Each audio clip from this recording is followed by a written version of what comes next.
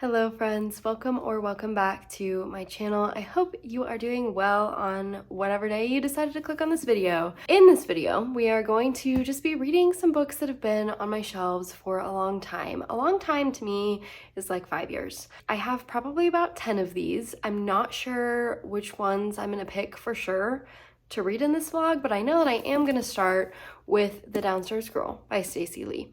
This is a historical fiction, a young adult historical fiction following a Chinese American woman in the South in the 1890s, and she is just dealing with all of the struggles that come with that. There's also, I believe, a Dear Abby type column in this that she ends up taking on anonymously, and I think that's like the driving force for a lot of what happens in this book. At least that's what I think. And then the TBR will just kind of build itself as we go, depending on what I'm feeling like reading. That's all I have to say for this intro. Let's go ahead and get started. Hi friends, happy Sunday. I am about 100 pages into this and I'm really liking it so far. Jo is a really fun character to read from. The story has lots of dynamics going on.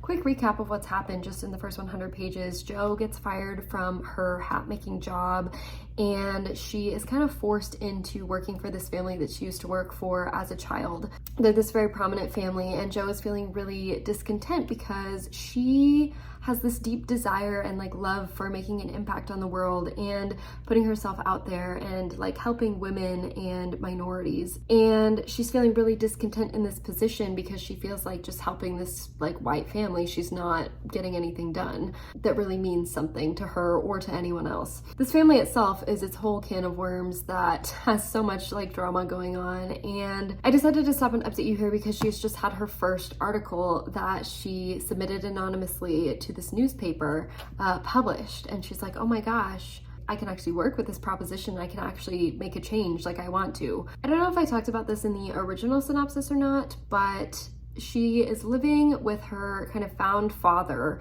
not her real father, but someone that she was left with by her parents when she was very young. She doesn't remember her parents. They are living in this basement underneath the house of the people who own and publish the newspaper that she has anonymously submitted the article to. And she's concerned for them because their newspaper is going to go out of business. So the whole reason that she submits this anonymous letter with the article to be published is because she doesn't want to see them move out of fear for herself, but also because she feels like she enjoys these people. She feels like they're good people and she wants to help them. She wants to make this newspaper successful, and she realizes what's missing from it is a women's advice column or a women's issue section. So she takes it upon herself to do that, and now she's been successful with her first article. So I'm sure that she's going to start spilling secrets of this family that she's working for. I'm sure that that's the direction that it's going to go, but I'm here for it. There are lots of dynamic characters. The horse races are coming up, and she herself has a horse that she rides on this family's estate that she kind of was drawn to and bonded with when she had previously worked there before she got the hat making job. So yeah, lots of just fun dynamics happening, and I'm excited to see where this goes. I don't know how much more I'm gonna read of this today. Don't know if I'll update you again today or if I'll wait until tomorrow. It's my grandma's 75th birthday today, and we are celebrating that because that is so exciting for her. So those are kind of the plans for today. I know that you can't see her, but Gigi's been sitting in my lap this whole time. She wants to say hi. This is the most random clip I've ever taken for a vlog, but I just finished reading this book, which is not going to be in this video, but I first read this book in 5th grade. Okay, that was a long time ago, and it's one of my favorites of all time. I reread it every couple of years. It's really iconic. If you haven't read it, you should. It's really, truly incredible. But this got me thinking about other books that I liked when I was in 5th grade, and this is so dumb, but the Amulet graphic novel series is iconic. It's my favorite graphic novel series. Literally no one has read this. Probably none of you have even heard of it, but it's iconic in my life, right? And I in fact own the full box set, okay? This last book was published in, I think, like 2018, but the series isn't finished. There's one more book in the series. And then thinking about these got me thinking about, like, has the final book in this series come out yet? Because I think the last time I checked was in 2020 and there was like no information about when the last book was going to come out. So I just looked it up to see if there was like a publication date or anything scheduled for the last book in this series, and it comes out on Tuesday. Is that not like some weird, like, twisted fate? It's not really twisted, but does that not seem like fate? So I know that I said that I wasn't going to buy any books this year, but I feel like this doesn't count because it's the final book in a series that I've been waiting 4 years for. 6 years, in fact, is how long I've been waiting. So I pre-ordered it, but I'm not counting that as points against myself. I'm not going to be vlogging that experience because no one knows what these books are nor cares about what these books are, but I just felt like that was so crazy and I just had to share. Good morning, it's Monday now and I'm 100 pages from the end of this. I am starting to get a little bit bored. I'm just kind of struggling to care about Joe the same way that I did in the beginning of the book and the other characters as well. I just don't care enough about them to really like care what happens to them, you know what I mean? So I could DNF this right now and I like don't know that I would care how this ended. I decided to stop and update you here because we just had like kind of a big like plot twist reveal situation, and even though I had no idea it was coming, I feel like it is really convenient for the plot itself and the direction that this story is going. And I don't really like that. I feel like it really changed the trajectory that I thought the end of this was gonna go to something completely different. It just feels a little bit too perfect for the issues that Jo is having in this book. Not that this is necessarily resolving any of her issues, but the plot twist itself was something like of the nature of the themes of this book, which I guess is fine. Yeah, I just like don't care. I don't care about any of the characters that much in here. I don't care about Jo the same way that I did at the beginning of the story. I wish that we got a little bit more perspective of her writing for the newspaper. Like, I wish that it was in here more. It didn't even really get introduced until page 100 when she submitted that first article and it got accepted. And then it just doesn't have as much impact on the story as I thought it would. And I feel like if that's going to be a main detail of the plot synopsis, it needs to be mentioned like every single chapter, which I guess it technically is doing, but it's just not doing it in a very good way, if that makes sense. We get little articles that she's written or letters that people have written to her and her responses at the beginning of most of the chapters in here, but then we don't really expand on that at all. And I just wish that we were getting kind of a different perspective than the way that the author has chosen to do this.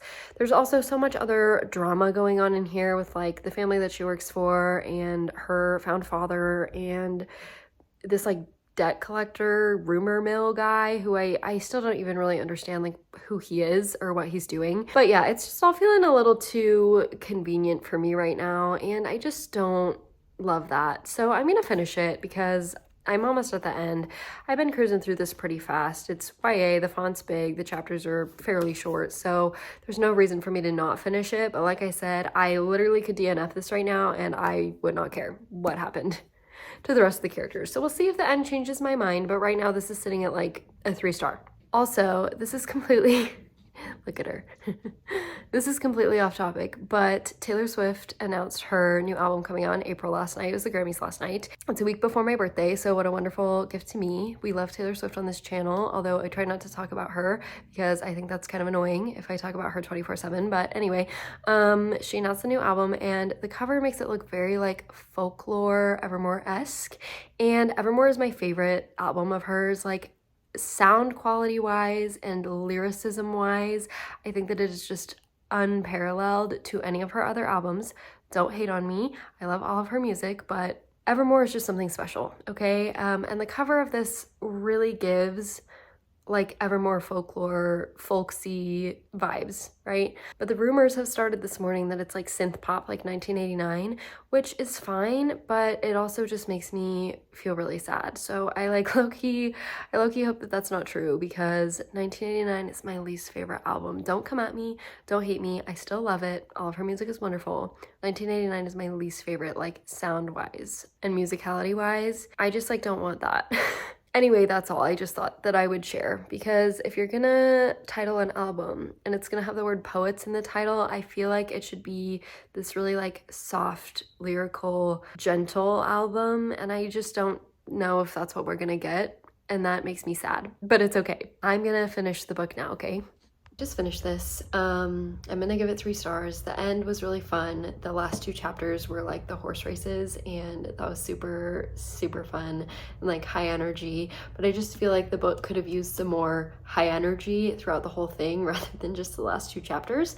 I appreciated the depiction of female characters in here and kind of the complexities, especially towards the end of the 1800s. Obviously lots of things were kind of afoot for change, and I think that that was reflected really well through the female characters in here. Obviously this is young adults, so it's not my favorite thing, and I really do feel like that middle section kind of just like slogged along for me. But super quick read overall. We love a historical fiction that is a quick read. I also thought that the found family dynamic in here, which kind of gets expanded as the story goes on, was done really well, so that was a good element of the story. But overall it was just nothing special for me. Didn't do anything super crazy, super exciting, didn't tug on my heartstrings at all, and as a whole the book was just fine. Glad to be getting this off my shelves. It's been sitting up here for a long time. I think had I read this during the original time that I bought this, which was several years ago now, I perhaps could have enjoyed it more than I did just now. So I didn't go into this with super high expectations in the first place, but it was a good fun time, and I'm glad to have read it. Hello friends, it is Wednesday. I believe the last time I saw you was Monday morning. I have not read a single book for this video since I finished The Downstairs Girl, but what I have been reading is this entire series, which I just finished. It was truly an out-of-body experience, and I believe that book 9 is supposed to arrive this afternoon, so I will open that up with you when it gets here, and maybe we'll talk about that in this video as well. Now I promise today I actually am going to start reading the second book for this video, which is When Lovers Are Friends by Meryl Shane. I don't know where I got this book from. I know that it's been sitting on my bookshelves for probably at least 5 or 6 years. This is a novella. It's just 100 pages. It's just this woman's like stream of consciousness thoughts on love and relationships and being vulnerable and intimate with other people. I don't really think it's self-help. I think it's just kind of nonfiction, general thoughts and general writing. This book is really cool because the font in here is green.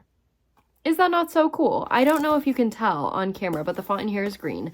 And I also just really like the cover design, so I hope that I like this. I generally like this kind of stream of consciousness, thought-provoking writing that's not really trying to help you, but that is just putting ideas in your mind. So I'm really excited to read this. I'm sure it'll only take me like an hour. I'm gonna just sit down, bust through it right now, and I'll let you know my thoughts. I truly hope that I love this. Okay, so I just finished reading this. I'm not gonna give it a rating, but I think objectively it sits around a 4-star. The prose in here is very beautiful, and there are a lot of sentiments that are still very applicable today.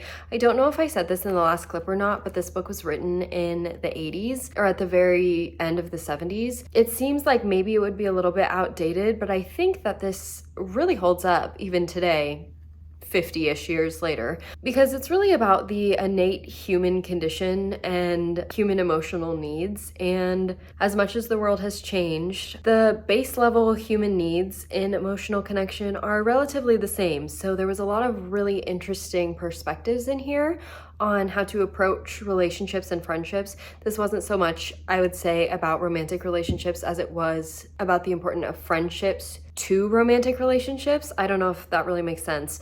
The only issue that I had with this was really that I feel like the best way I can describe this is, you know, when you're like in college and you have to write a paper and it has to be 15 pages long, and you like decide what points you're going to make, what you're going to talk about, and you start out your paragraphs, and they start out really strong with like a great point, and your first like 4 to 5 sentences are super good, but then you have to write 10 more sentences for the paragraph to be complete, and they're like not as good, but you don't really have anything else to say about the topic, so you kind of just repeat the things that you've already said with adding like new little tidbits of information, but virtually saying the same thing that you already wrote.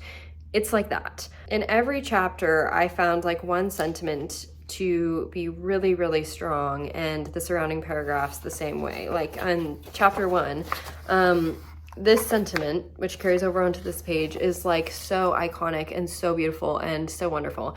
And then the next couple pages are just like going back into that point to end up at the same place that that point already made. So that's my one little quip with this. But overall, I thought it made some really nice points about what we value and what we feel, and kind of an introspective look on giving and generosity and the reciprocations of that, and how sometimes giving can also be a negative thing in friendships if one person is the only one that's ever giving, for both the giver and the receiver. So anyway, those are my thoughts on this. Not rating it, but objectively a 4-star. I think it holds up, and what more can we ask from a book from the 80s? We also have my package with my new book, so let's go ahead and rip this sucker open. Ooh, she's so pretty. I'm going to show you guys the first cover page because I feel like the illustration on that first page when you open the book, it's always a full page illustration. Oh yeah, that's good. So we always get this really beautiful full page cover illustration. My other favorite one is from, I think, the first book. Let me grab it for you and show you. Okay, I got it.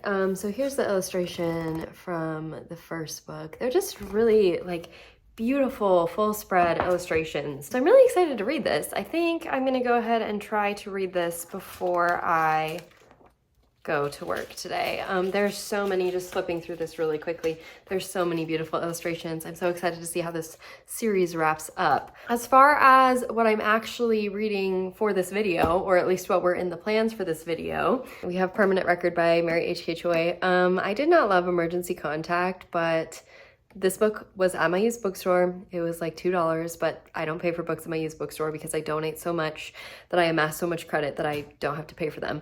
Essentially got this for free. This is long, but it is young adult and it's a really beautiful cover. Again, it's been sitting on my shelf since 2019, just like The Downstairs Girl. It's almost Valentine's Day, so I figure we can deal with a romance. Do I think I'm going to love this? Absolutely not. Do I think I'm gonna like this? Maybe. Do I think I'm gonna dislike this?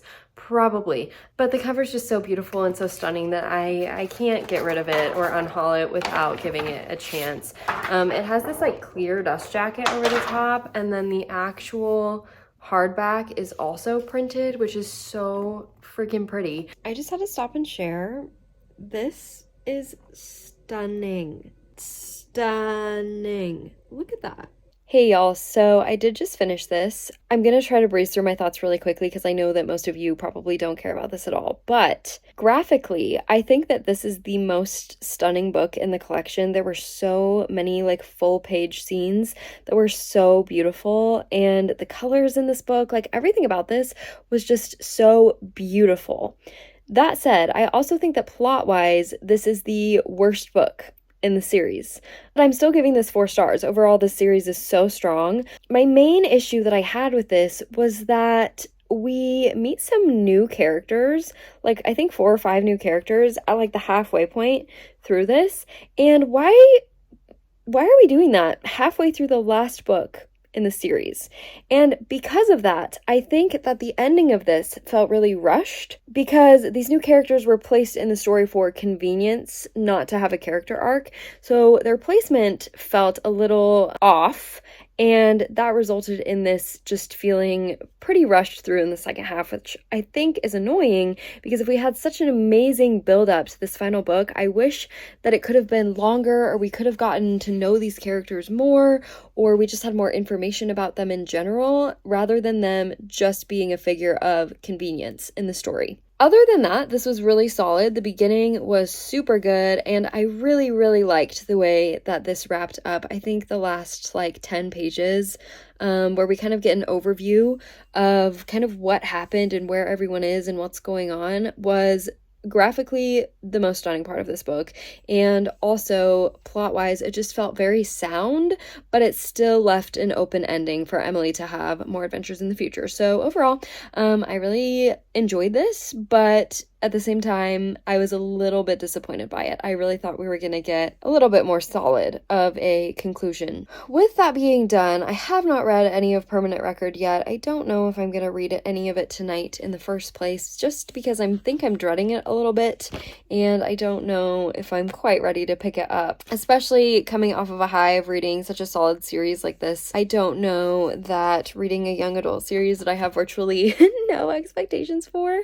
I just realized I said series. Reading a young adult standalone romance novel, I'm not sure that that's like the correct book to turn to coming off of this high, but we shall see. So anyway, I will see you when I have an update on it, okay?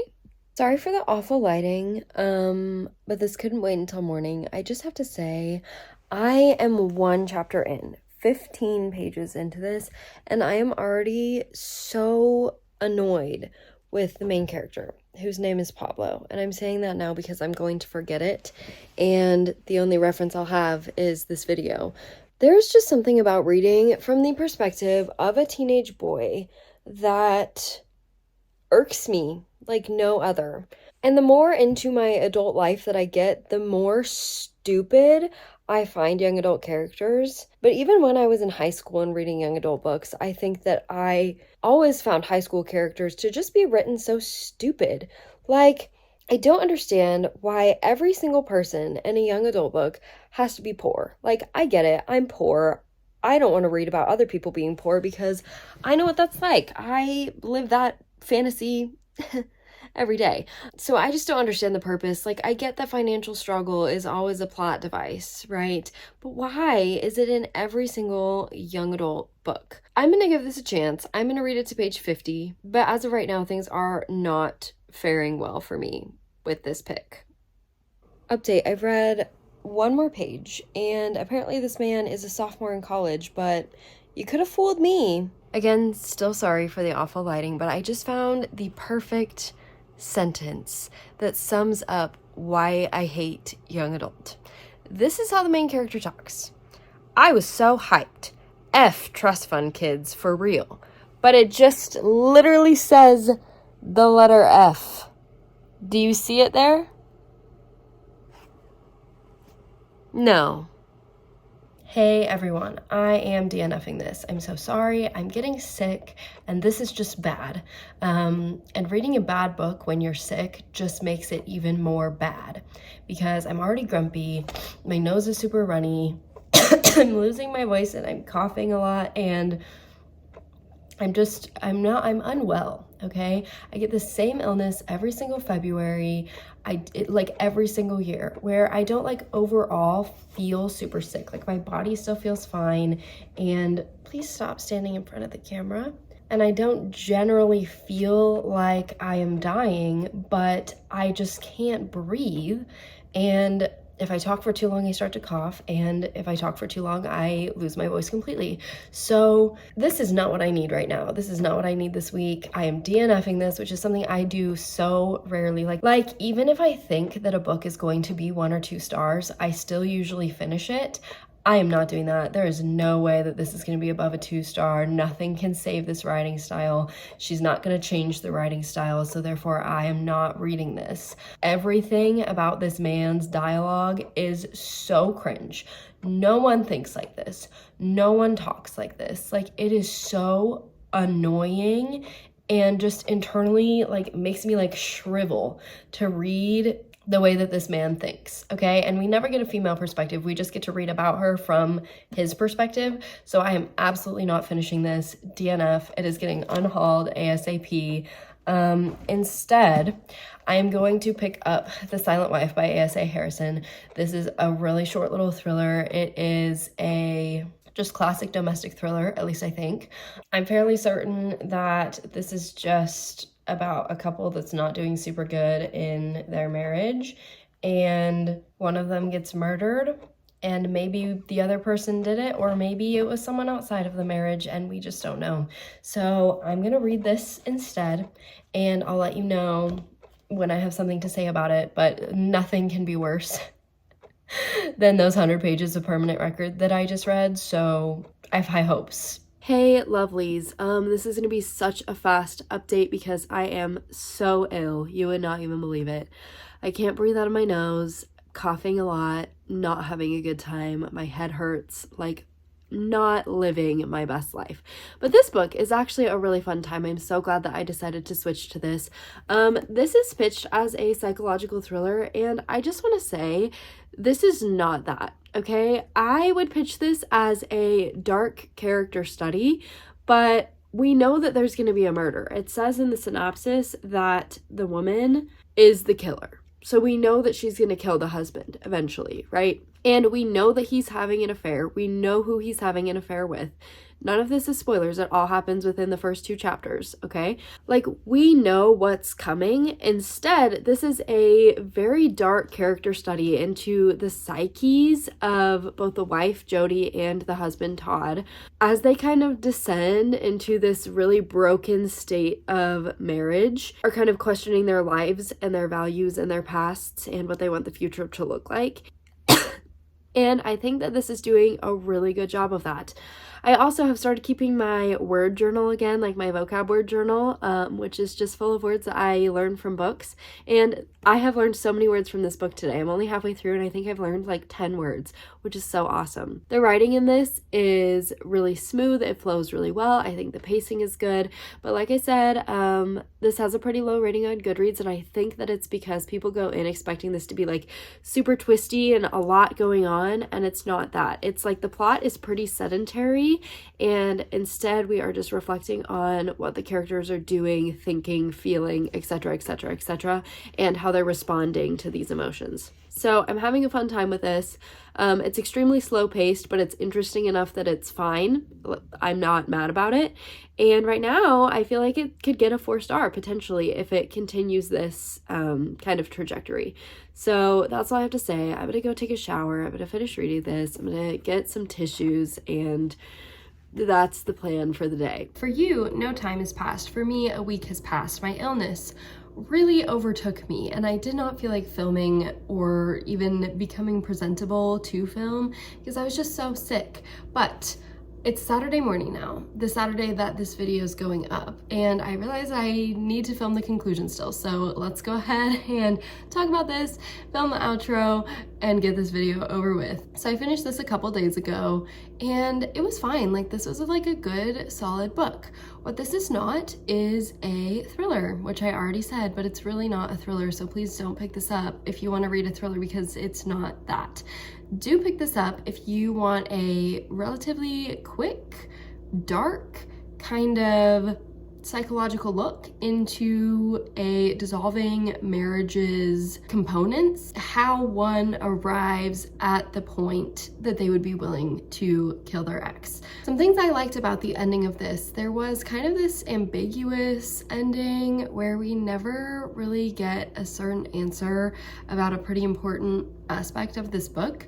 And I was not expecting that, because this whole thing is pretty cut and dry. Like, it's telling you exactly what the characters are thinking, exactly what the characters are doing, exactly how the characters are feeling. There's no like unreliable narrator or anything like that in here. So to have that little ambiguous ending came kind of out of the blue, but I think it really worked with the story. I think it did something really good. I know you can't see her, but there is a cat in my lap right now that is demanding that I pet her. Maybe she'll lift her head up in a second here and you can see her. Some things that I did not love about this were, it's totally fine that this was slow paced. Like, it needed to be slow paced in order for us to get the feel of what the story was trying to do.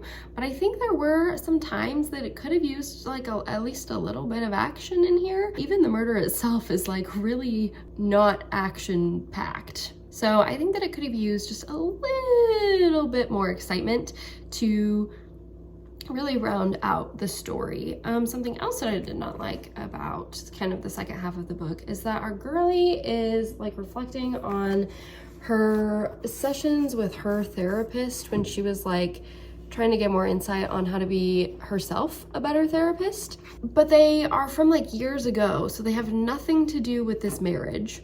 They have nothing to do with the progression of this story, but they're like in here quite a bit.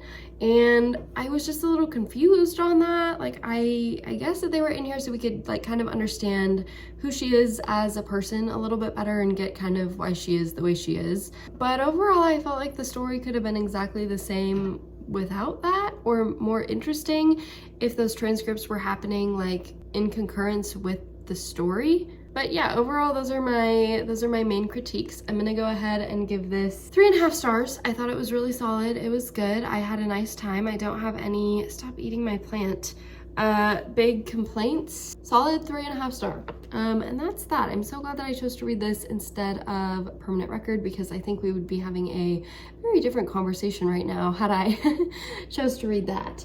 With that said, thank you so much for watching this video. Thank you so much for hanging out with me. I'm sorry that I was sick for this video and it was probably not quite as well structured as some of my other vlogs, but I still feel like we had a fun time and we had some good chats about books. I hope you have a wonderful weekend or a wonderful day if you did not click on this on the weekend, and I'll see you with another video soon. Bye. Say bye. Yeah.